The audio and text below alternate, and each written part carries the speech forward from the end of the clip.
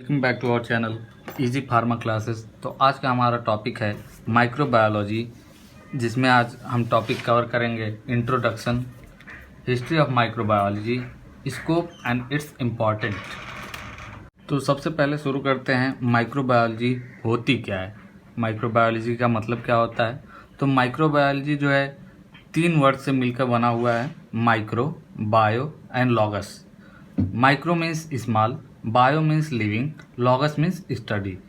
तो इसके वर्ड से हमको क्या पता चलता है, microbiology is the branch of science which involves the study of micro organism with reference to their advantage and preventions. तो माइक्रोबायोलॉजी साइंस की वह ब्रांच है जिसमें हम माइक्रो ऑर्गेनिजम्स के बारे में पढ़ते हैं, और वैसे माइक्रो ऑर्गेनिज्म जिनकी साइज जो है लेस देन 1 माइक्रोन होती है। तो अगला टॉपिक, स्कोप ऑफ माइक्रोबायोलॉजी।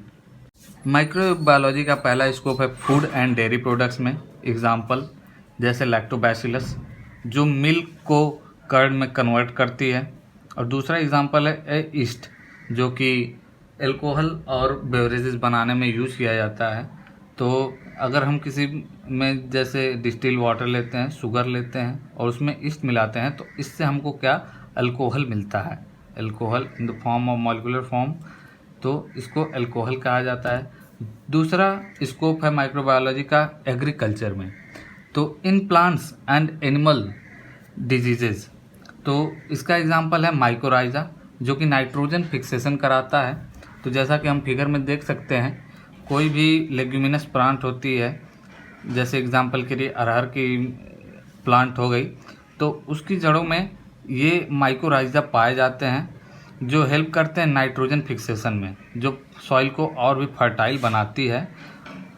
तीसरा स्कोप है एनवायरमेंटल स्टडीज़ में। इसमें हम study about the oils and biodegradable substances के बारे में पढ़ते हैं, जिसमें एग्जांपल है बीओडी। बीओडी में बायोलॉजिकल ऑक्सीजन डिमांड को कैसे बढ़ाया जाए या इसको कैसे पता लगाया जाए, ये इसमें स्टडी किया जाए। चौथा स्कोप माइक्रोबायोलॉजी का है इंडस्ट्रियल यूज, जो न्यूट्रीस्यूटिकल्स में यूज किया जाता है और पॉल्यूशन कंट्रोल में यूज किया जाता है। पांचवा स्कोप है जेनेटिक्स। इसमें जेनेटिकल इंजीनियरिंग की जाती है, जैसे ई कोलाई किसी भी बैक्टीरिया के सेल्स को कट करके दूसरे डीएनए को मिक्स करके कोई भी दूसरे सब्सटेंस निकालना, उसी को जेनेटिक्स कहते हैं। फॉर एग्जांपल इंसुलिन का एक्सट्रैक्शन करना किसी भी बैक्टीरिया से। अगला स्कोप माइक्रोबायोलॉजी का इम्यूनोलॉजी से है, जिसमें कि हम इम्यून रिलेटेड सब्सटेंसेस के बारे में पढ़ते हैं, जैसे एंटीबायोटिक्स कैसे बनाएं, एंटीबायोटिक्स क्या होती हैं, ये कैसे काम करती हैं। अगला स्कोप है मेडिसिन एंड फार्मास्यूटिकल्स में, जिसमें हम डायग्नोसिस के बारे में, प्रिवेंशन के बारे में, ट्रीटमेंट के बारे में, किसी एक पर्टिकुलर या किसी भी ग्रुप ऑफ डिजीज़ के बारे में पढ़ी जाती है। अगला स्कोप है फॉरेंसिक माइक्रोबायोलॉजी में इन्वेस्टिगेशनल माइक्रोबायोलॉजी, जिसमें इन्वेस्टिगेशन किया जाता है किसी भी पर्टिकुलर डीएनए का, किसी भी पार्ट से किसका डीएनए है, कौन है, ये पता लगाया जाता है। इस यूनिट का अगला टॉपिक है हिस्ट्री ऑफ माइक्रोबायोलॉजी। तो हिस्ट्री ऑफ माइक्रोबायोलॉजी बहुत पुरानी है, अराउंड बिफोर क्राइस्ट 400 ईयर से चली आ रही है, जहाँ पे एरिस्टोटल ने पहला कैटेगराइज किया था ये अपने सराउंडिंग को, कि सराउंडिंग में क्या है। तो उन्होंने कहा था कि 2 टाइप की चीज़ें हैं हमारे सराउंडिंग में, पहला है लिविंग एंड दूसरा है non living. He was a philosopher not a formal scientist. वो एक फिलोसोफर थे और उनका प्रोफेशन साइंटिस्ट का नहीं था। तो उन्होंने फिलोसफी में अपने कहा था कि अपने सराउंडिंग्स में जो चीज़ें भी पाई जाती हैं वो या तो लिविंग थिंग्स हैं या नॉन लिविंग थिंग्स हैं।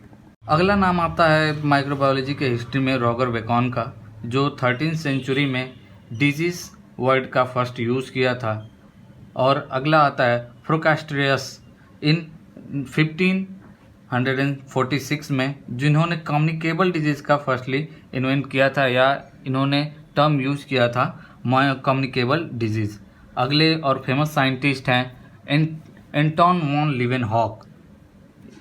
उन्होंने फर्स्टली क्लासीफाई किया था माइक्रोब्स को 2 कैटेगरीज में, जिनको कहते हैं प्रोटोजोआ एंड बैक्टीरिया, और ये इन्होंने 1675 में प्रपोज किया था। अगले साइंटिस्ट आते हैं स्प्लैंजिनी, जिन्होंने 1729 में कल्चर मीडिया का डिस्कवर किया था। अगले साइंटिस्ट आते हैं जॉन टिंडाल, जिन्होंने टिंडाल इफेक्ट का डिस्कवरी किया था। इन्होंने प्रपोज किया था कि टिंडाल इफेक्ट क्या होता है। अगले और दूसरे फेमस साइंटिस्ट आते हैं लुइस पास्चर, जिन्होंने पेस्चुराइजेशन थ्योरी दी थी। पेस्चुराइजेशन क्या होता है? जब किसी भी सब्सटेंस को हम 62.8 डिग्री सेल्सियस पे 30 मिनट के लिए पेस्चुराइज करते हैं या हीट करते हैं तो वो पेस्चुराइज हो जाता है और वो माइक्रोब फ्री हो जाता है। इन्होंने सबसे पहले टर्म माइक्रोबायोलॉजी दिया था। ही प्रपोज्ड मिल्क सब्सटेंस। अगले साइंटिस्ट जो हिस्ट्री में गिने जाते हैं लॉर्ड जोसेफ लीसर, ये इनको कहा जाता है एंटीसेप्टिक सर्जरी के फादर। और अगले साइंटिस्ट हैं और थर्ड मोस्ट पॉपुलर साइंटिस्ट जो हैं अलेक्जेंडर फ्लेमिंग हैं, और ये एंटीबायोटिक्स के सबसे पहले जनक रहे हैं जो पेनिसिलिन की डिस्कवरी किए थे। तो पेनिसिलिन जो है टोबैको से डिस्कवर हुई थी। जो बैक्टीरिया है उसका नाम है पेनिसिलियम नोटेटम।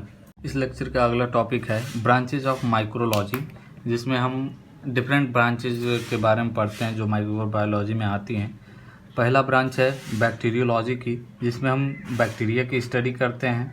माइकोलॉजी, जिसमें हम फंगी की स्टडी करते हैं। प्रोटोजोलॉजी, जिसमें हम प्रोटोजोन की स्टडी करते हैं।